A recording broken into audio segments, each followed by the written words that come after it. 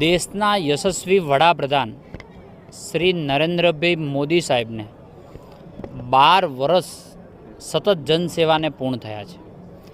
ન માત્ર 12 વર્ષ પૂર્ણ થયા, પણ આ પદ ઉપર સતત આટલા દિવસ સેવક તરીકે રહેવાનો પ્રથમ રેકોર્ડ જે હતો એ 4398 દિવસનો હતો। માન્ય નરેન્દ્રભાઈને આજે 4399 દિવસ થયા છે, એટલે એ રેકોર્ડ એમના નામે લખાયો છે।